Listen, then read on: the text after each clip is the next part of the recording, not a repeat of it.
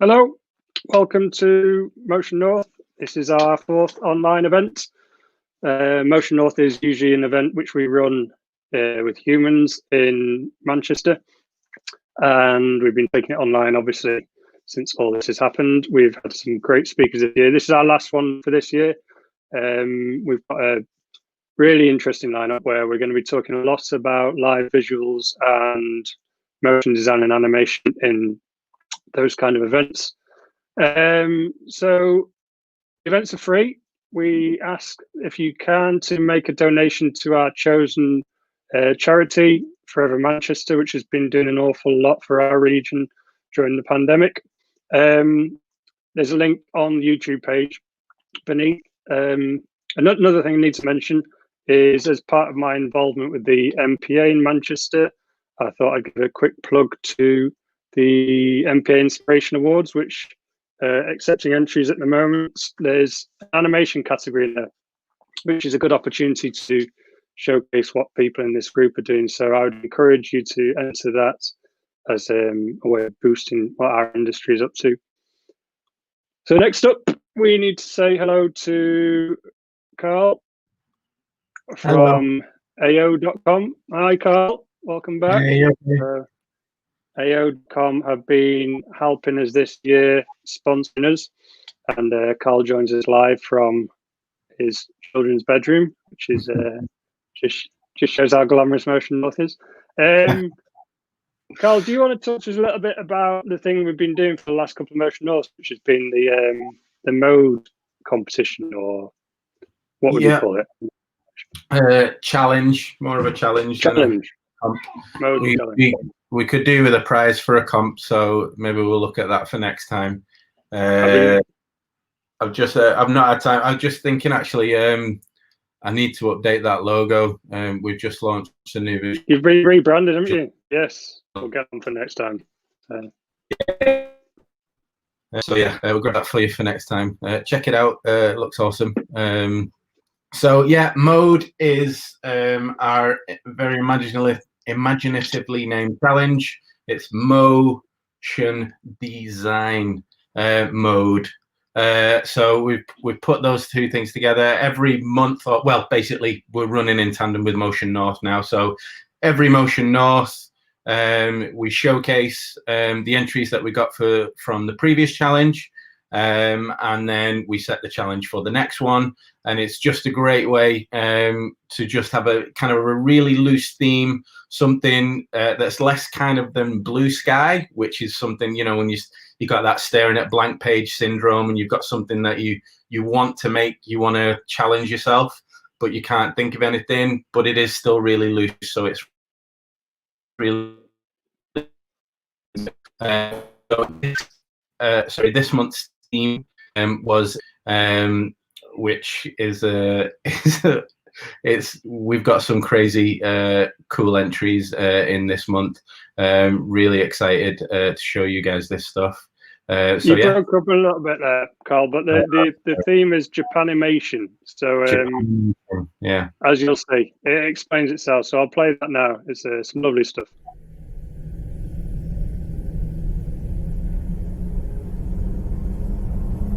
俺はトップヒーローとなり必ずや高額納税者ランク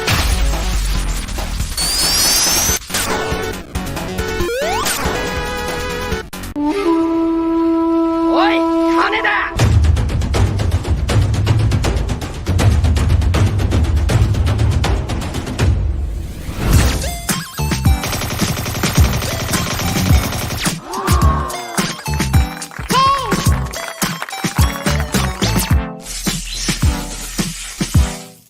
Beep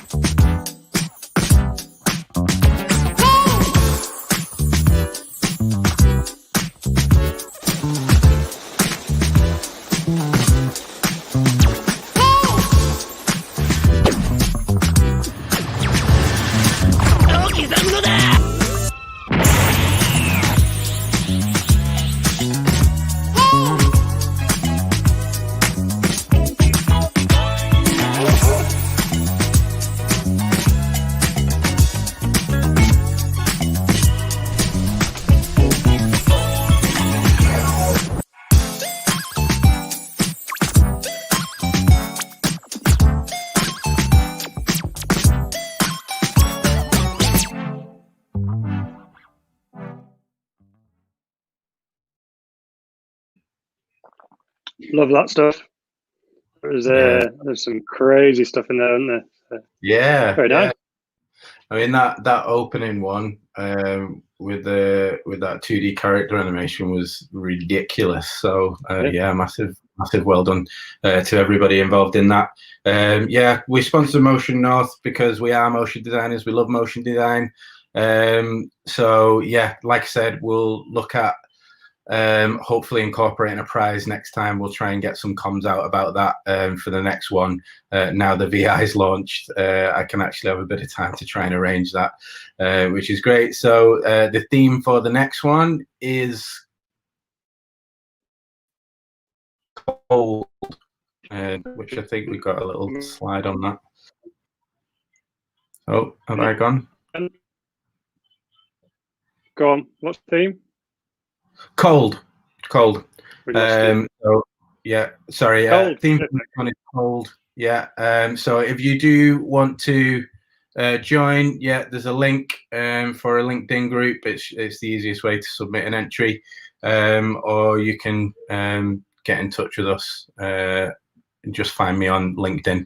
And just looking forward to see you getting involved, and we'll see you next time.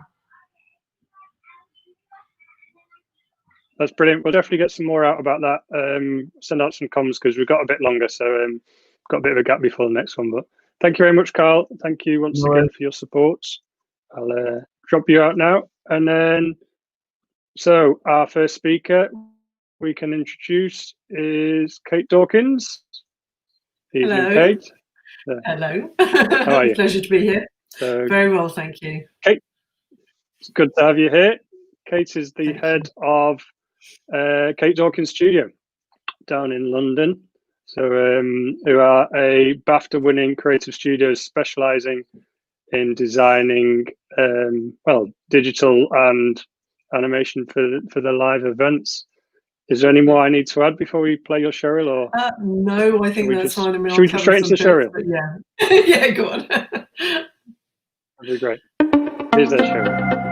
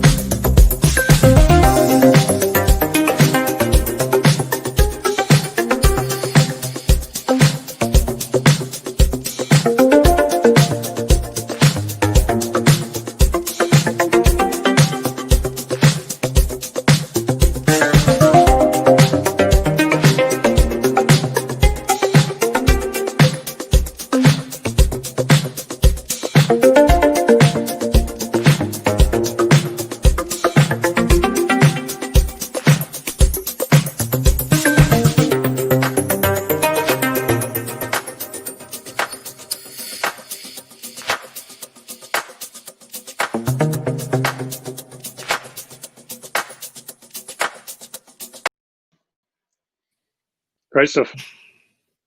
So, thank you. thought we'll bring Lewis straight in because we may as well just kick off the chat with the three of us. So welcome, Lewis. Lewis is. Hello. Hi, Lewis. Lewis comes on many guises, but tonight he's probably under Pixels and Noise, who design, again, live visuals for events across the globe. I thought I'd start off by just chatting to you briefly about the difference between what I do, which is normal motion design, and what you do, which is, can you pick out what you think will be one of the key differences in your disciplines? I mean, okay, for me, I'll go on. I mean, for me, I've spent a lot of time doing motion graphics over the years, and it's very much the same discipline. It's just there's definitely a steer towards doing things in real time, which is a massive difference. We don't generally do a lot of rendering anymore, and then also just pre-production planning.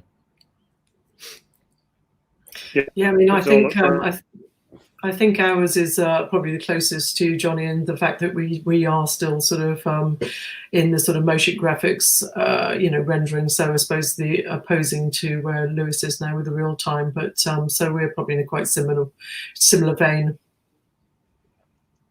Similar vein in terms of the pipeline and the workflow, you'd say? I think so, yeah. I mean, I'm going to run through some sort of background things of how we approach the projects. I mean, I imagine, having listened to Lewis talk, that, there are similarities, of course, but I think, as Lewis just said with his stuff, I think there's a weighting, isn't there, of, as you say, pre-production to sort of post-production. I think we're probably still in a lot of the post-production world at the moment. So. Yeah, it's a bit of a sort of a shift in an attitude as far as work goes sometimes, and you often find, especially nowadays with real-time rendering, that you're fighting the clients because they have this more traditional narrative, and they're like, "Well, we'll just fix it later," and like, there is no later. Yeah, this is it. Yeah, exactly. Yeah. Why don't we jump into some of your work then, Lewis, so you can explain a bit more of that? Yeah, so sure. I'll just jump in. So, as you've said, I'm going to remove me and Kate and just let you get on for a bit, because that's your project. So, as I've been said, I've been called a lot of things over the years. I mean, I've been a motion graphics artist, been an animator, director, various different things, but these days I specialize in real-time and live events. Very much similar to Kate's studio, but we do specialize a bit more on the real-time and interactive. I'm the founder of Pixels and Noise, but I'm also the creative director of Stout Studio. Just going to quickly flick through. So these are my various websites. So if you want to go off and find me, you can reference this stuff later and have a look at my portfolios. Normally, I'm front of house video. This is kind of the situation before COVID. This is where you'd find me. I'd be sat there with a bunch of computers all networked in, controlling the screens at stadiums. And that type of work is predominantly world tours, doing IMAG filters on live video, controlling all sorts of things, like from rigging, controlling, but mostly video in real time. And what can we do? So After Effects, but happening on screen in front of a stadium. This is a recent Lewis Capaldi gig, for example. As Stout Studios, we have a bit more of a focus on building sort of bold experiences, we call it, and interactive events, more client-facing work. We recently did a project for Aphex Twin, which was an interactive installation.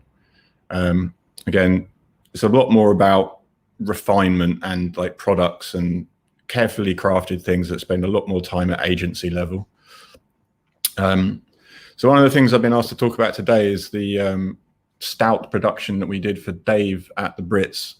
So I think we're just going to jump into the video to remind ourselves of the performance, and then I'll do a sort of detailed breakdown and tell you how we got there.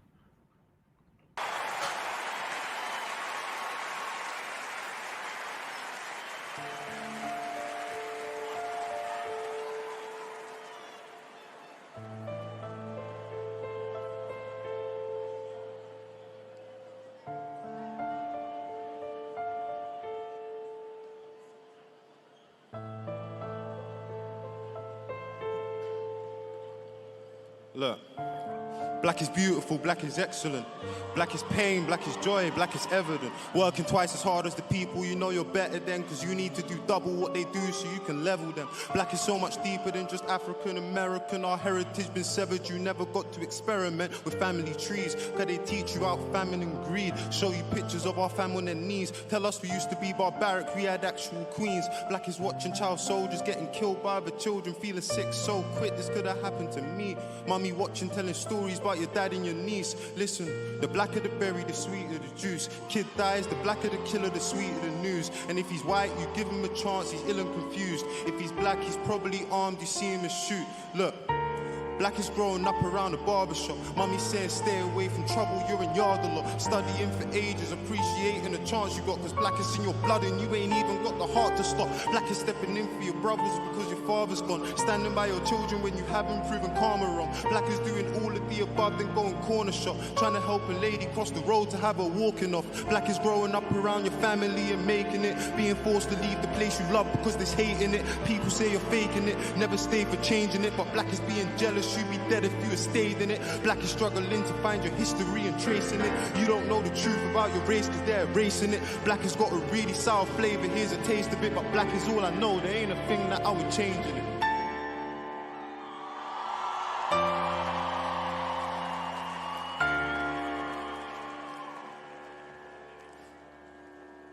Look, black isn't a single colour, man, there's shades to it. Her hair's straight and thick, but mine's got waves in it. Black is not divisive, they've been lying and I'm hating it. Black has never been a competition, we're all making it. Black is deadly. Black is when you're freezing in your home and you can't get sleep, but never feeling empty cause you got 20 cousins in your country living stress-free, walking for their water daughter wrapped inside a bedsheet. Black is distant, it's representing countries that never even existed while your grandmother was living. Black is my Ghanaian brother reading into scriptures, doing research on his lineage, finding out that he's Egyptian. Black is people naming your countries and what they trade most. Coast of Ivory, Gold Coast, and the Grain Coast. But most importantly, to show how deep all of this pain goes, West Africa, Benin, they call it Slave Coast. Black is so confusing, cause the culture, they're in love with it. Take our features when they want and have their fun with it. Never seem to help with all the things we know will come with it. Loud in our laughter, silent in our suffering. Black is being strong inside the face of defeat. Poverty made me a beast. I battled the law in the streets. We all struggle, but your struggle ain't a struggle like me. Well, how could it be when your people gave us the odds that we beat? I mean, bloody hell. What about our brothers that are stuck in jail that couldn't bust the bell? They held a burden, gotta live with it. Black is being guilty until proven that you're innocent. Black is saying free all of my people stuck inside them prison cells. Think it's funny we ain't got nothing to say to them. Unconditional love is strange to them, it's amazing. Black has really got the sweetest flavour, here's a taste of it. But black is all I know, there ain't a thing that I would change in it. It is racist, whether or not it feels racist. The truth is, our prime ministers are real racist. They say, you should be grateful we're the least racist. I say the least racist is still racist. And if somebody hasn't said it, equality's a right, it doesn't deserve credit. Now, if you don't want to get it, then you're never gonna get how the news treats Kate versus how they treated Meghan. Rest in peace, Jack Merritt, you're my brother in arms. There's tears in our eyes and love in our hearts. We never had the same background, culture, colour or past, but you devoted your life to giving others a chance. And for that, I'm so taken aback, because he gave us all a voice. I have to say it for Jack. As a young black man that's seen paper and crack, giving tougher sentences, it's just paper and cracks. All he would want is unity, funding for communities, equal opportunities, people under scrutiny, no more immunity, way less hatred, more conservation, less deforestation. We want rehabilitation, now that would be amazing. But Grenfell victims still need accommodation, and we still need support for the Windrush generation, reparations for the time our people spent on plantations.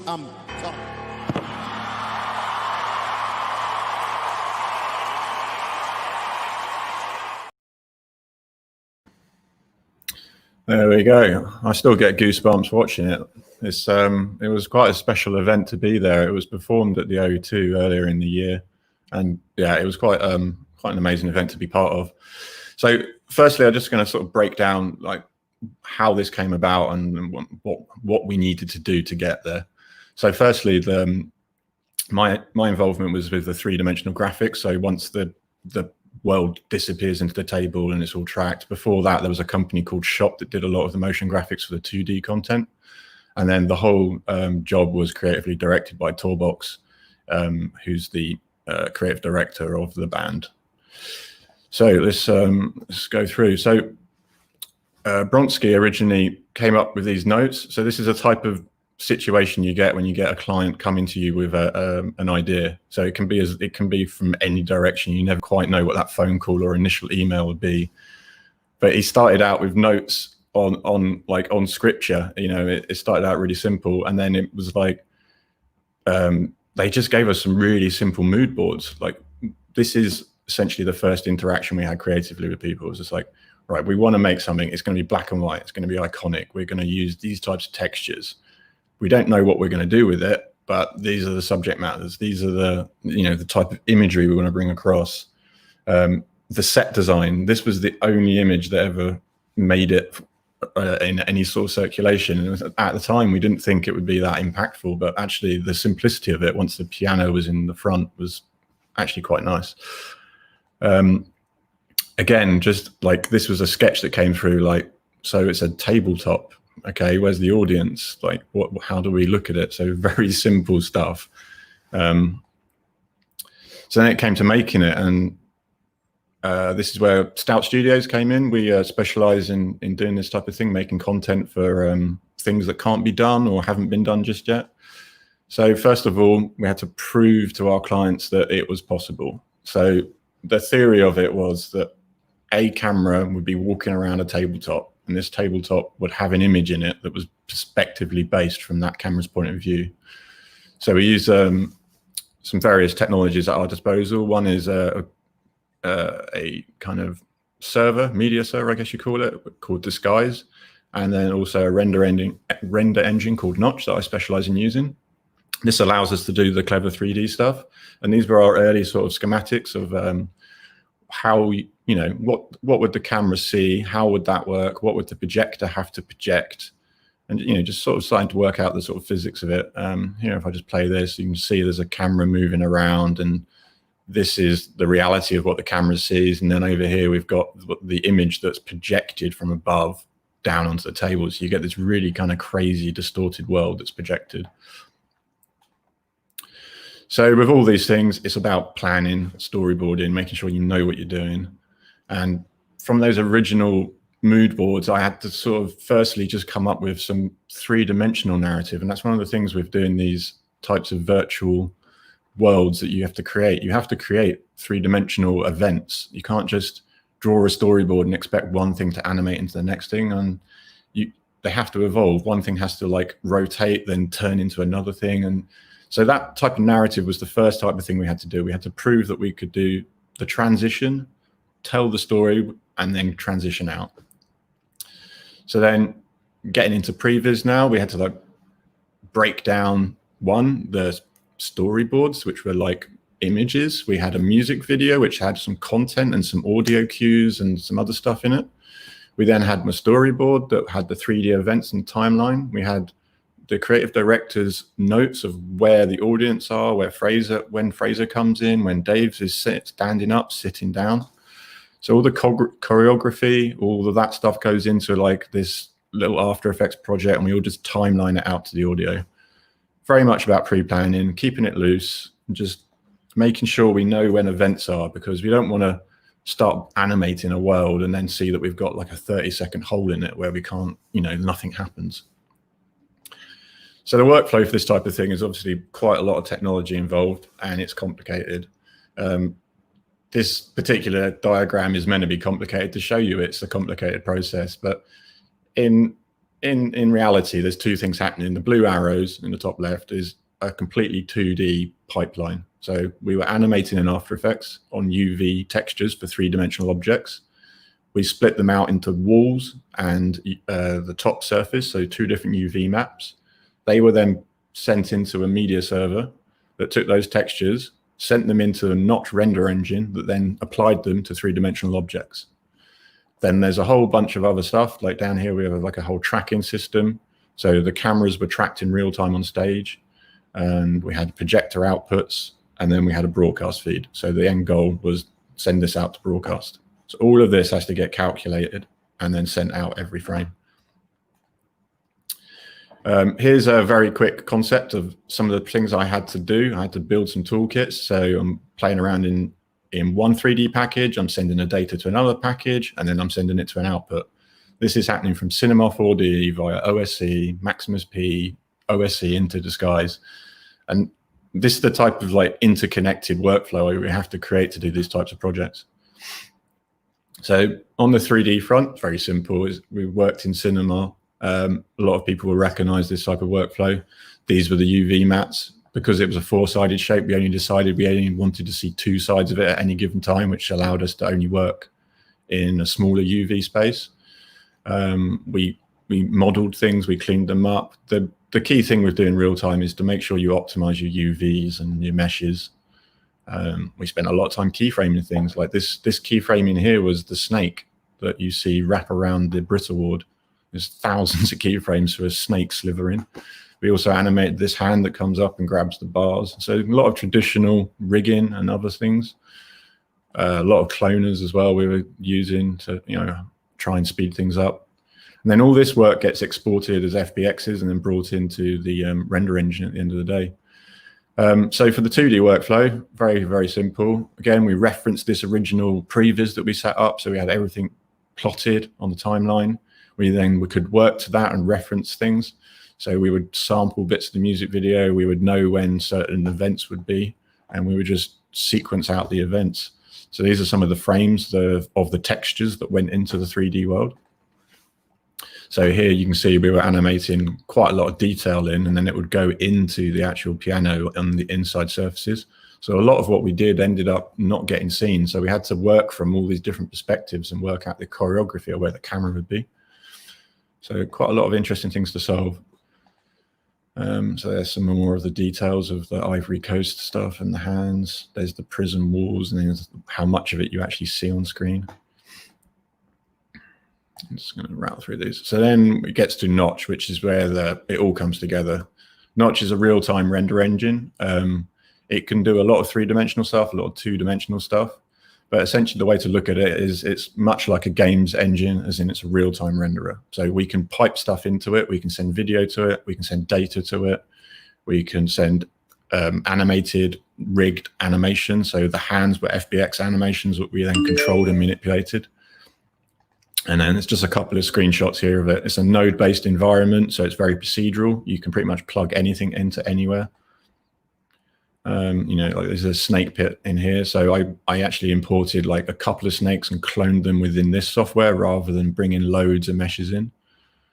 Here's an example of our FBX. It's been brought straight from Cinema, straight into this package, and then we can then texture and reanimate it here. So there it is, like once it's been textured in the real-time renderer. So once we've done the texturing, the real time, putting it all together, this all has to come through a media server, and all the clever tracking and stuff needs to come together. So we use Disguise. The tracking system was called Moses, and it involves, it's quite a long process, but essentially you put dots all over the floor or over the ceiling. There's an infrared camera that sees all the dots, and then it works out a bit of trigonometry of where it is in based on the map of those dots. We then had to kind of invent a way of calibrating this world. Luckily, D3 were exploring the XR workflow at the time, so we managed to leverage a lot of that technology and bring it into this, even though it wasn't a traditional XR job. But essentially, you have to calibrate your world to the 3D, so the virtual world and the real world line up. So when this piano was in that real world and the camera moved around, everything that was on the piano was in the virtual world as well. So the camera could move, but the object wouldn't move. So there's an example of how it's mapped. So then again, some different perspectives of how our content looked. And we spent a lot of time looking at camera angles to get things right. And I actually built rigs. So this book, for example, wherever the camera was, the book would orientate itself automatically based on the camera's tracking data. So if the cameraman was too fast or too slow in his choreography, the book would always come up and face him.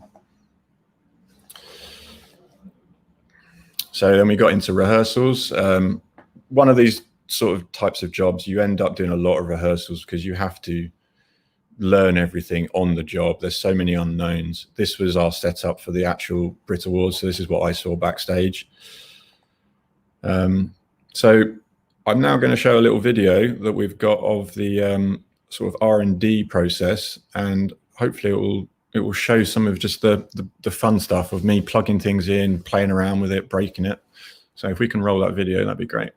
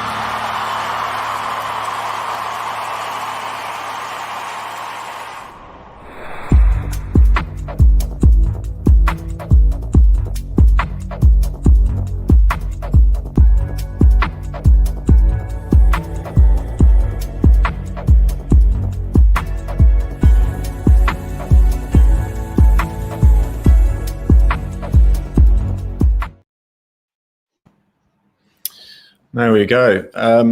Yeah, it was a great job, and because it was live, you know, when Dave put his microphone down, that was it, done for us. We were out the back celebrating.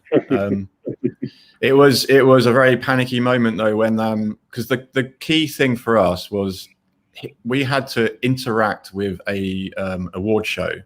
So we spent a week in rehearsals getting this thing down so that we would break the system, build it back up. Everyone knew what would happen if something went awry. But in an award show, you get like an hour on stage to prep this thing.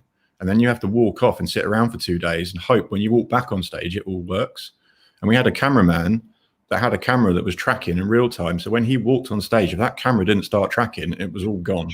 Yeah. And no one knew for 2 days. It was just like backstage. But it all turned out amazing, and like I've just had nothing but good news from it. Everyone's loved it. I mean, like I said, I get goosebumps watching it. I know. I remember on the night watching the Brits, and that came on, and I remember rewinding it and just thinking, how the hell did that happen? And I, you know, as somebody who's interested in it, trying to work it out, it's just so nice to, like, you know, very selfish of me to get you on because I just wanted to know all about it. But yeah, I bet it was a scary night. Yeah, but like you saw in my deck there, like I was saying earlier, pre-production, like we spent a lot of time like preparing, making animations and previses. You know, just even animating storyboards was a very important process. Yeah. How long was the whole project then, from start to end? From getting a phone call of I've got a crazy idea to do something on a piano from Toolbox, it was probably a month and a half to show them. So not long. Not long. Frantic. No, we had to develop some of that tech as well in that time. The thing I've found interesting about your industry, which is something we hinted on when we were chatting the other day, is I went on Instagram that night after the Brits, and very quickly found an old colleague of mine who had linked to you, Lewis. So the channel to find out who'd done that work was incredibly quick.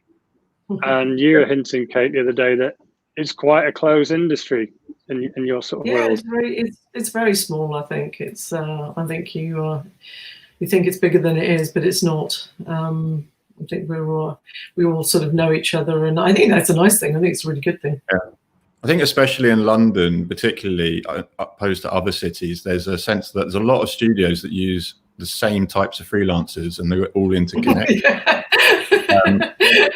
actually quite funny. Like I've been trying to book freelancers today for one job, but then I've got the same conversation with another job I'm working on for the same freelancer.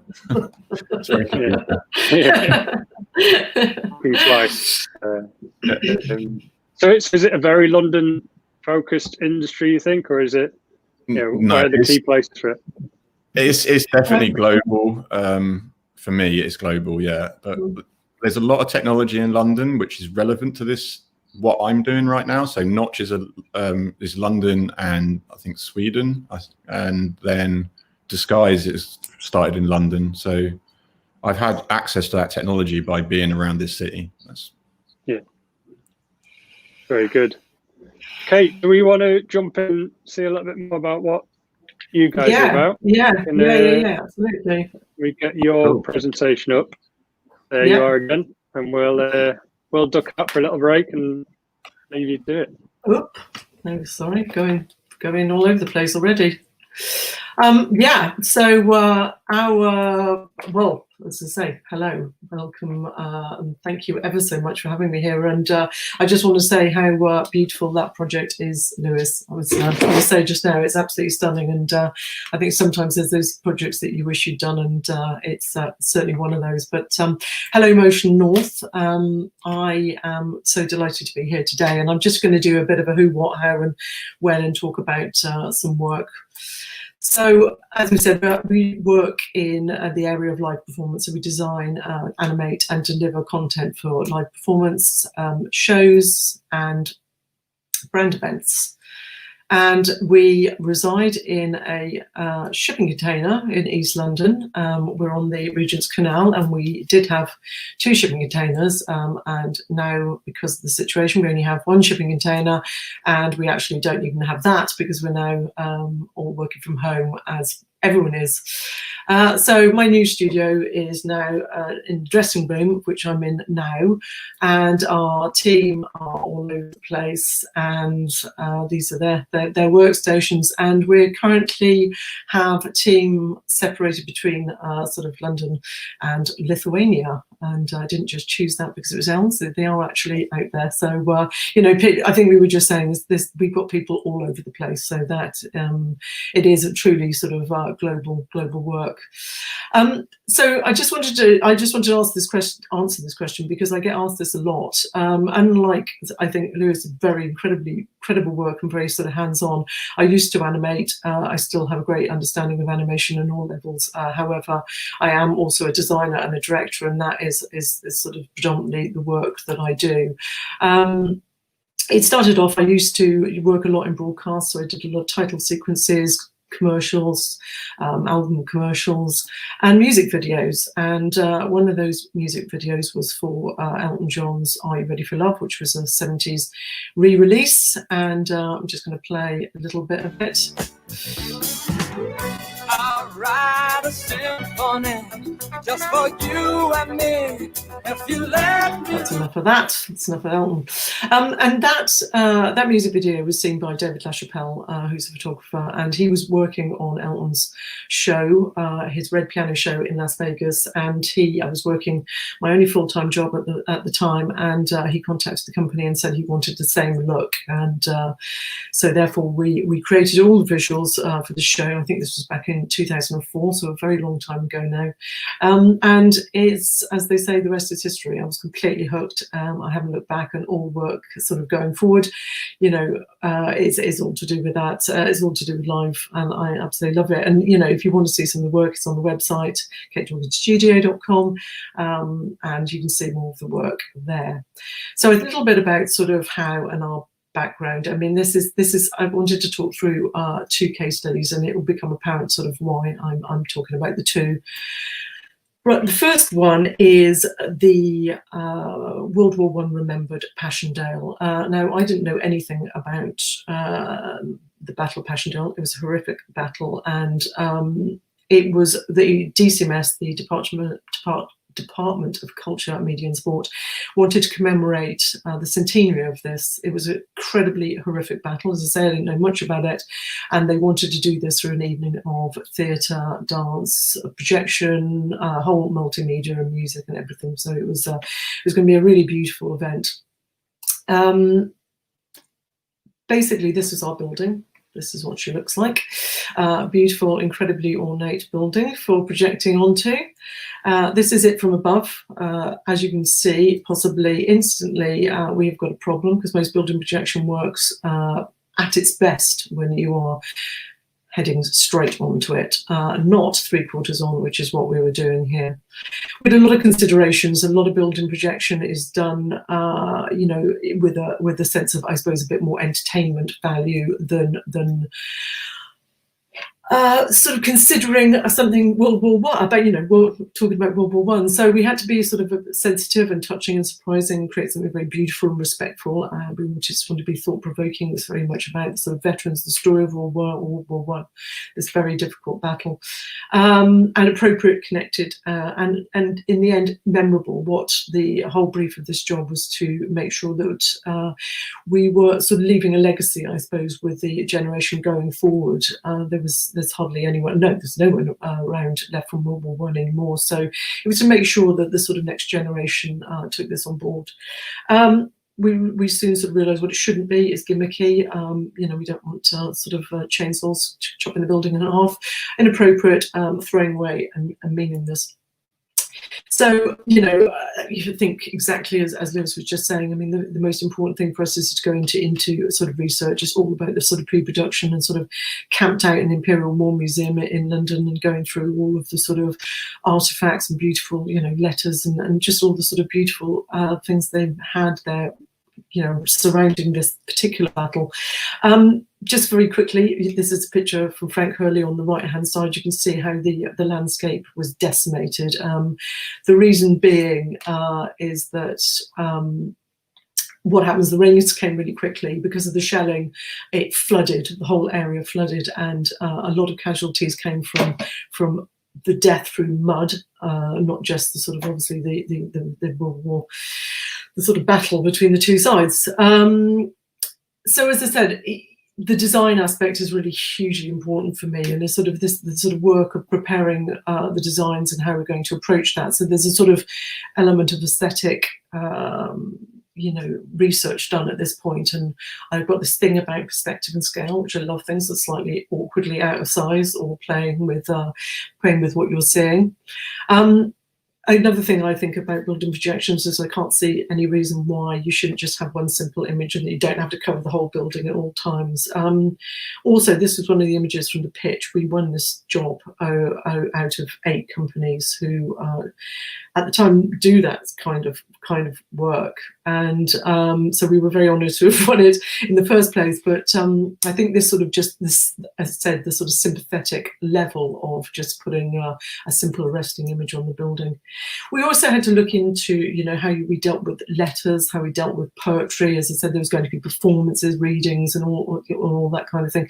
So we had to work out how we could sort of use the building for that kind of thing.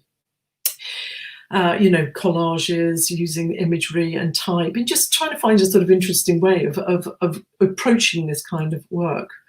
A lot of archive imagery, obviously. We were going to need to tell the stories through archive. How do we do that in a really interesting way? How do we use the building to its best in order to sort of get the best out of the images and the building? We're also going to have theatre, live performance. So how do we sort of create sort of background for those? The building is absolutely massive. People are tiny. Well, how do we get to a point where the building doesn't actually sort of swamp the sort of performance? Textures. I love this thing about simplicity, that sort of neon line. Why can you not just have one simple neon line that sort of goes through the building? There's Yayoi Kusuma's, beautiful artwork, sort of simplicity of it all.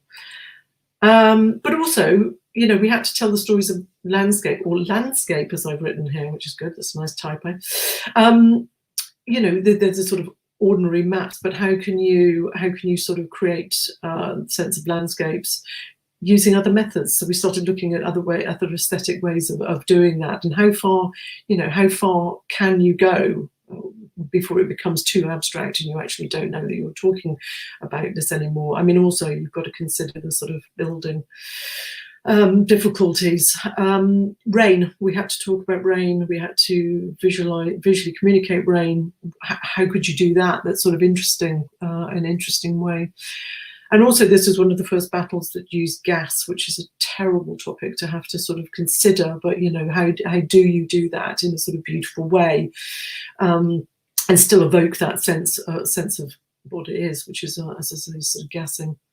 I found this picture whilst I was working through the pitch as well, which is just beautiful. I love this sort of sense of looking out onto the landscapes and sort of, as I say, the sort of, well, the sort of sense of building. And I sort of started looking at it. I thought, those windows, they look like the windows of the building. So I proposed this idea. It's point to say actually that we've never done a building projection before. I didn't actually consider that when I was doing this, and I didn't think the client knew that we hadn't. And I sort of sold this in, and this, as I say, never let the truth get in the way of a good pitch, because I had no idea whether it could be pulled off. But thankfully, we sold it in. They loved it. It was one of the reasons we won the pitch, and thank God we managed to do it. It was a very beautiful moment. Again, showing the sort of simplicity of something, and an arresting image of a single woman looking for her husband who hasn't come back from war. This is what it eventually looked like. We had some great sort of traditional animators creating these sort of beautiful moments.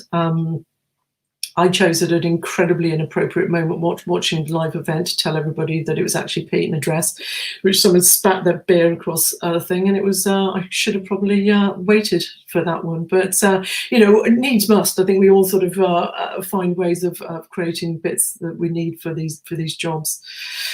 Another sequence, this was beautiful. This is a quote from Sassoon. I died in hell, they called it Passchendaele. This is one of the most important moments. Again, one of the things that we won as the pitch.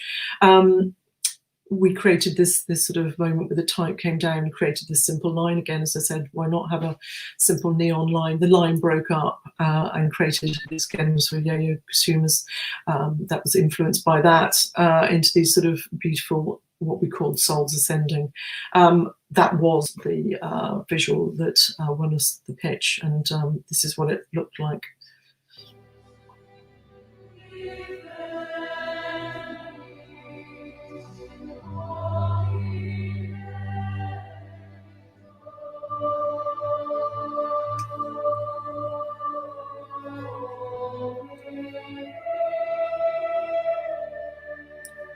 So you can say there's moments where, it can just be beautiful and simple and just very, very emotional.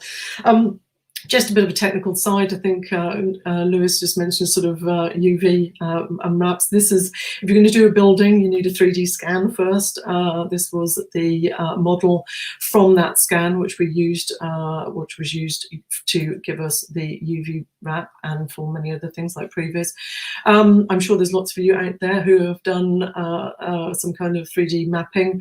You need obviously UV unwrap in order to create that. I like to think of it as a dressmaker's pattern, just to simplify the whole thing. This was one of our animations unfolded in order to go back through the media server. In this case, I think we were using Photon. In fact, I know we were, not Disguise, unfortunately. And that's how it does. It wraps back around the building, making it sound incredibly simple. isn't. So a little bit about that. So we had 58 projectors across 7 towers, and it was 133,632,000 pixels on that building. I'm just going to play a quick movie so you can just sort of get a bit more about that project. On the 30th of July 2017, thousands gathered in Ypres Market Square in Belgium to commemorate the centenary of Passchendaele, the Third Battle of Ypres. The story of this battle was told in a spectacular show of projection mapping, live theatre and musical performances, with the formidable cloth hall acting as a dramatic and poignant backdrop for the proceedings. The event aimed to communicate to a contemporary audience the historic significance of this particular battle. We were responsible for the design, animation and delivery of the projection content, and with our canvas standing at 125 metres by 70 metres, it wasn't an easy job. To add to that, our main viewing point was 3/4 onto the building, so as well as having to deal with this complex angle, we also had to overcome the ornate and uneven surface of the building. Pre-visualization was vital to the project throughout, so we used specialist software and VR, which allowed us to quickly review our designs and animations on a model of the building. Design, composition and craft stands at the heart of our studio. We wanted to make sure that each story had its own voice and set the right sensitive tone to establish show flow and visual storytelling, but with a modern aesthetic. We had incredible access to archive footage of the veterans, as well as photographs of the soldiers and their families. Every piece of handwriting was taken directly from the soldiers' original letters, as authenticity for us was paramount to this project. Lighter moments came in the form of theatre and live performance, but one of the most powerful moments of the event was the soldiers in the windows, reflecting just how many soldiers had marched through Menin Gate, never to return. Alongside the 8,000 guests, it was broadcast and watched live by an audience of 1.5 million. Projects like this just don't come along very often. It was truly an honour and a huge sense of pride for our small studio to have been selected and to work on such a remarkable and poignant event. Oops. On the 30th of July... That was an incredible project for our studio, and also, you know, it as I said at the end of there, you sort of do think that they're never going to come around again. And I think the last thing we would have thought was that this was going to, anything like this or something even bigger was going to take place during the current situation. But back in July, we got a phone call to say that the BBC, again, it was the same client, wanted to put on a bigger and even better project for VJ Day 75, and we were all like, really? How is this going to work? Actually, hats off to them, because, you know, it's incredible to want to push this kind of project in the middle of a lockdown. Obviously, it wasn't a live event, but it was pre-recorded to behave as a live event. The difference being, so basically, sorry, just to go back on what I was saying, it was where it took place was in Horse Guards Parade in London, and it was the whole of Horse Guards Parade. So not just one building, but several, which I'll go through in a minute. But the difference is that Passchendaele was a 6-month project from pretty much saying go to the end. This one was 6 weeks. Where that had 19 separate sequences, this had 29. So it was a horrendous ask. I think Creative Technology, who we work with a lot, who are a technology sort of partner, they sort of said, this is going to take a miracle. And I have to say, it's the first instance I did think that I wasn't sure how we were going to pull this off. So this is Horse Guards Parade. This was the sort of two sides we were working on. As you can see, there's huge amounts of different buildings, different textures, different sizes, different bits sticking out. It was a real challenge. I should have known on the day of our recce in Midsummer, where it did this, that basically there was someone not not agreeing with this project. So we kept going anyway, and we did all the scans, and these were all the models that came out of it. This was all a big sort of rush to get it done. Design-wise, which is to say, this is the part of the, the important part of our process. We sort of had to split the buildings up into sections and just sort of tackle those sections as best we could. It was just a huge canvas. Design-wise, we were just sort of working. This is what we do. These are the storyboards that we always do on our projects, and the way we work is that we create storyboards, and that these sort of storyboards and designs are all signed off, and then we go into production. So that's the way we normally work. In this instance, we were sort of working side by side with actually having to start. So these are some other the storyboards showing the sort of intricate details of what we were trying to pull off. Again, we learned a lot from Passion. We were able to bring a lot of the research and development we'd done with that. So you can still see that I love this sort of sense of theatre, sense of scale, just sort of sense of, as I say, that arresting. I keep using that image of Adele, but I love it. Just putting the faces on the buildings, and this is what we proposed to do, and this is one of the images. So it was able to finally put the sort of big face on the building. As you can see, there was very intricate storyboards in a very short amount of time. So we soon realised that was not going to continue for 29 sequences. So slowly we started having to take screen grabs of designs. Then it went downhill, and we started just doing. I started doing storyboard sketches, which thank God it did look like that. But that was the storyboard sketch that I sort of sent to the client, said to be something like this. This is one of our. This is how the drummer display is going to work, and I'll just play a little bit of that. This was the drummers in the windows.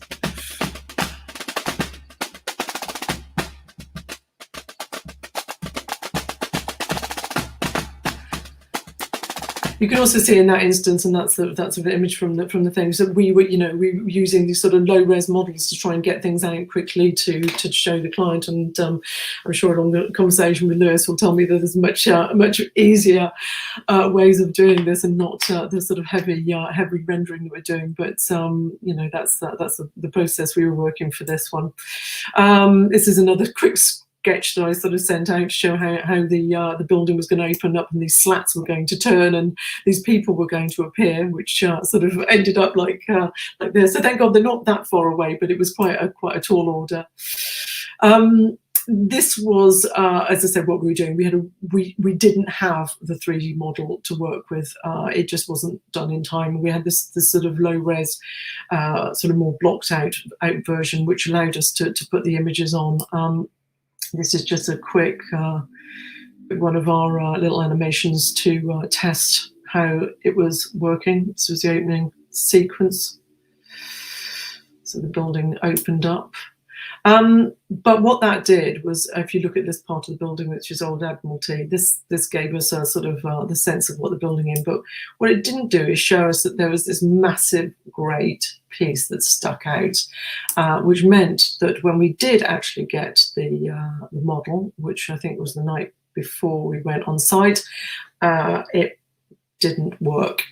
So we had to very quickly start moving everything. And the way it was worked, we had 5 nights of filming, because obviously normally it would be live and we would do it in that way. But over the 5 nights, you can just about sort of see that we've got the days up there. We would plot what we had to do the next day, and we would make all the sort of changes and making sure that they were all ready and in the media server to play out the next day. So it was a tall ask. It was a long days. And then at 2 o'clock in the morning, we would go out, which was the most beautiful thing, and stand in horse guards and watch the stuff and make sure that it was as good as possible. I know that Lewis mentioned about sort of making sure things were right for the cameras. We sort of asked about that because we had obviously a massive canvas, and we knew that the cameras weren't, when it went to broadcast, wouldn't be on all of the building all the time. But unfortunately, they wanted the flexibility of being able to cut from shot to shot. So we had to make sure that it was continuously had content on it, which was another tall ask. This is just a little sort of bit from Creative Technology, so we work with, which just sort of shows a little bit of background from the tech side.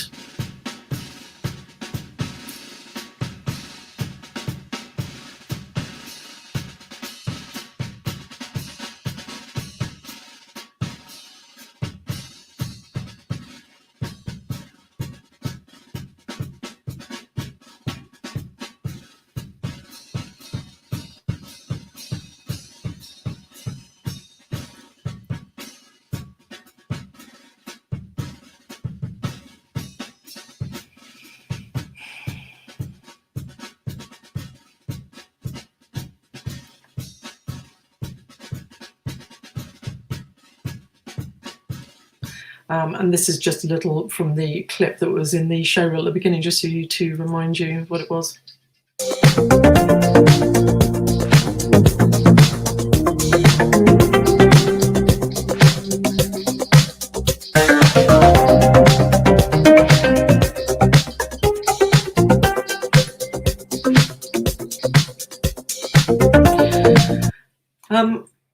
Sorry. And, you know, just very quickly to finish this off, we sort of, you know, why do we do this? Well, because we can go out with the team afterwards and have loads of beers. No, it's not that. It's because we absolutely love what we do. I think any of us on listening in and, you know, what Lewis said, we just absolutely love what we do. But, you know, it isn't glamorous. People sort of think that, you know, oh, he's sort of, you know, sort of working in all these amazing places and doing this stuff, and it's hard work. And you know, most of the time we sort of end up stuck up in the gods of places with just you know, sitting around, sitting on crates to because there's no seats. We're always arguing over seats, or have no place at all and end up having to work outside. I love the fact that I'm not protecting the drive and I'm soon to be protecting the laptop only. Or in this instance, you know, in the middle of the crisis that we're in, we got loads of space. Never had so much space. Or, you know, in cars, and, you know, or, you know, in ridiculous situations, as I've just pointed out, and we end up getting no sleep, and we end up eating dodgy food and living on fast food, and you end up trying to talk to your team that you're working with via Slack and trying to explain what you're after. And then when it gets really difficult, you end up starting to send scribbles to them, which of course, you know, of course, this is a helicopter, everybody can see that.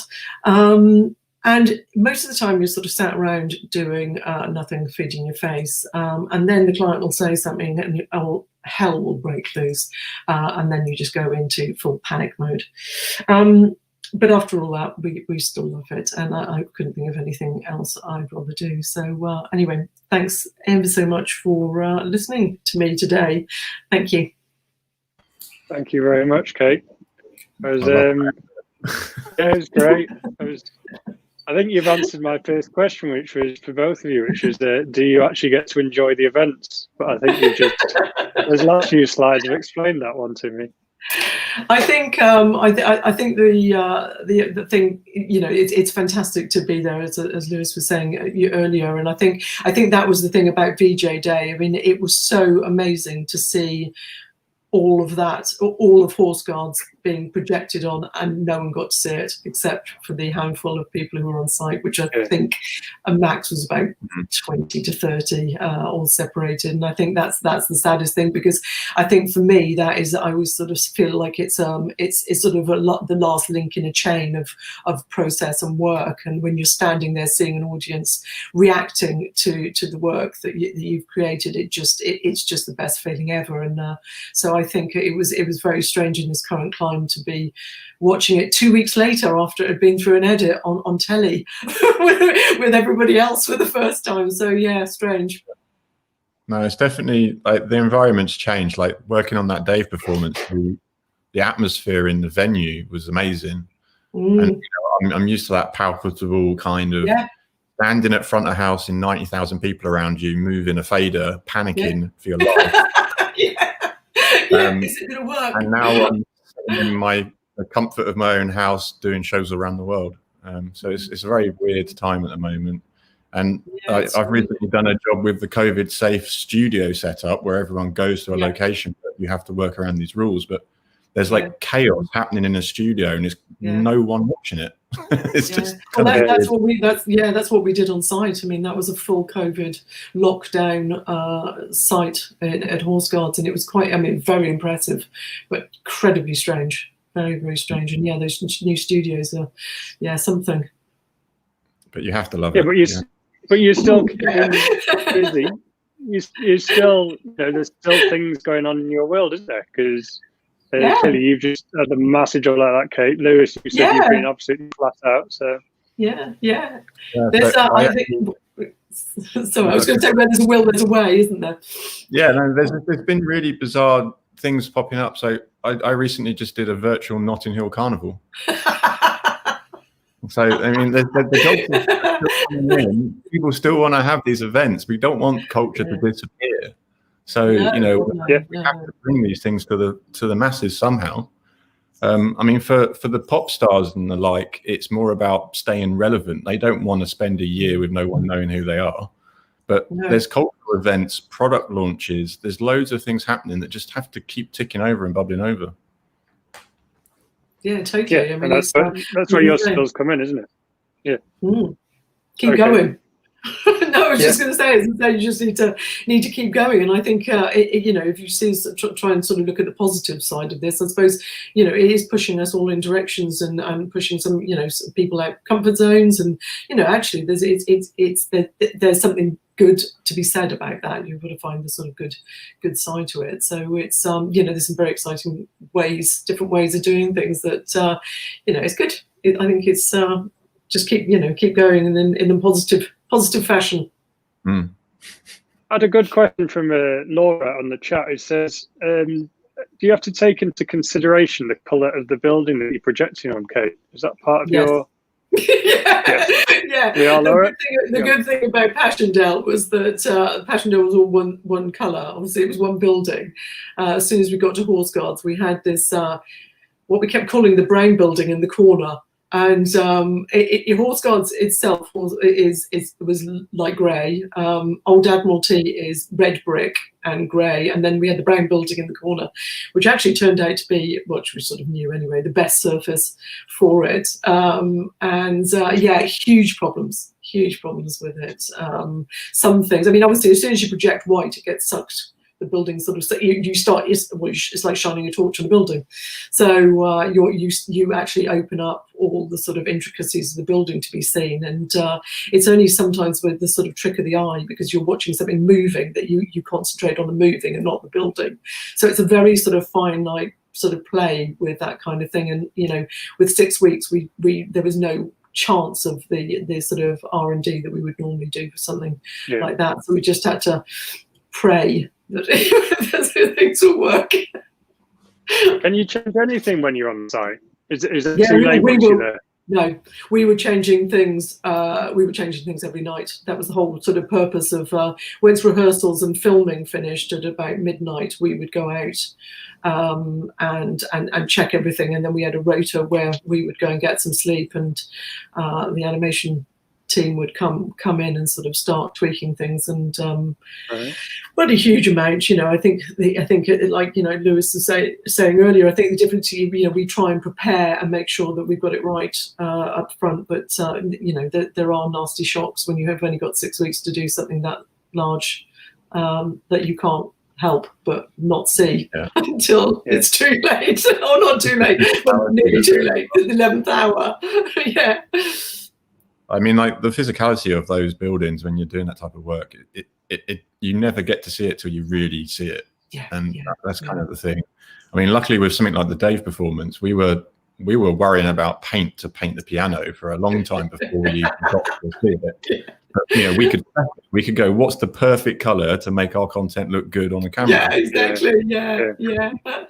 It's quite funny. I have been in those situations where we've done paint color tests for projection. It actually is seemingly at the time hugely important, whilst you're 20 people standing around looking at a shade of grey, which is the right color. Yeah. And you never get to paint.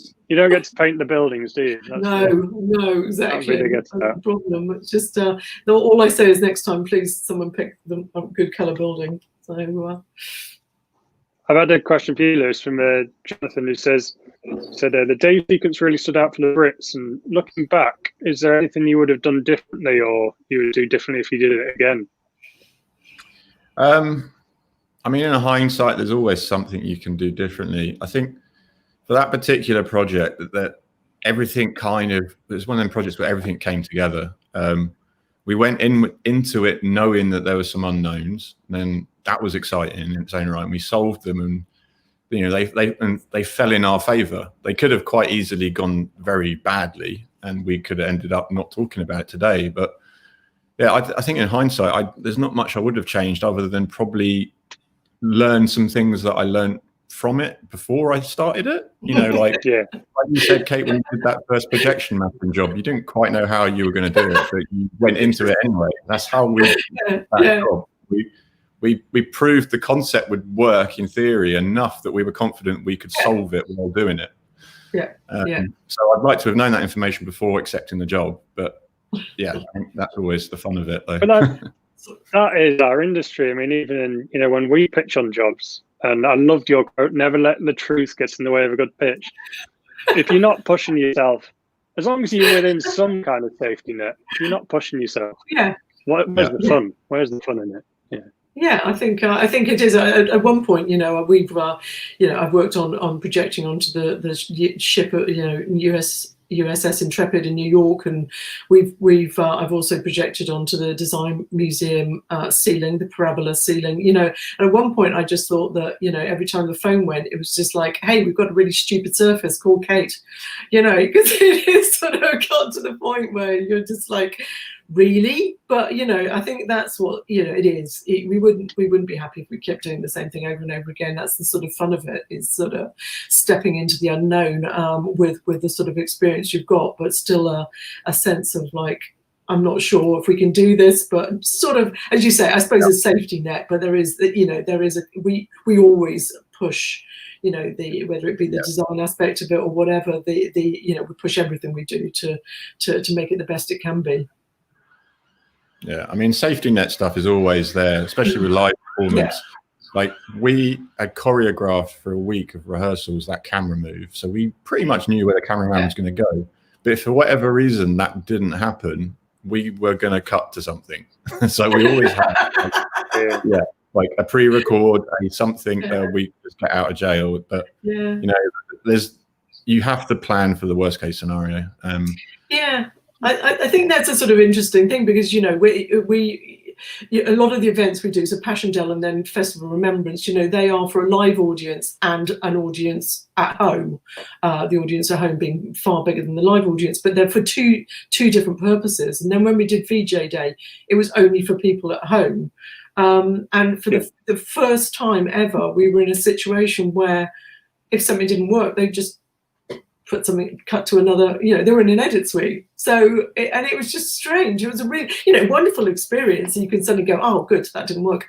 Just, I don't know, cut to we were always just saying someone like a hand on a harp or something, I don't know. Just cut away from it. But there wasn't too many of those moments. But it was a funny process where Did you feel like Kate, in your world? Did I what? Did you feel like you're cheating because you're so used to doing it live? Did you feel like you were sort of... I think, as I say, the BBC are an amazing client to work for. They're a wonderful team, and they were adamant that the filming was going to be exactly the right time that it would have been if it was live. They did everything to try and create the closest they could to a live event possible. So yes, of course, I mean, they never sort of said that they weren't pre-recording it. And of course, yes, it was going into an edit suite, but no more so than if you've got a director saying cut away from there, go to wide, go to a close up. So it was only that it was less instantaneous. When it's live, obviously they can still cut away from something. Someone trips over, someone in the band trips over. They can cut away to it. It just gave them, I suppose, a little bit more time to process that information. But I suppose a little bit. It'll always feel a little bit like it wasn't a live event. I think it depends on the jobs too as well. Like a lot of those projection mapping jobs are, like you say, theatre as well as record. Yeah. But then a lot, if you're doing like product launches, that's a very similar type thing. You have a staged VIP event, which is a spectacle, but then millions of people that see it are streaming it anyway. So you have these two audiences quite a lot of the time. It's a very interesting thing to have to bridge the gap. Yeah, and they're huge. The audience that are seeing it online or television or whatever. They're enormous in comparison to the people who are actually getting to see it. So it's very it's not a difficult one, but it's also trying to make sure that it works for a camera purpose and for a live audience, and making sure both get the best of it. When you're using so much tech, it's another question from Jonathan. How do you work with the financial side of it? And, how does that work with the project like the Dave project, or, when you've got that much projection, that bigger crew? Are you involved in that side? It's, So from how much of that is in your thinking, I guess? I mean, with any industry, I think, like if you were a music video director, you wouldn't own all the camera equipment. You don't own the studio. So you go, you do what you can with the equipment you have, and then you hire things in, or you beg and steal and borrow.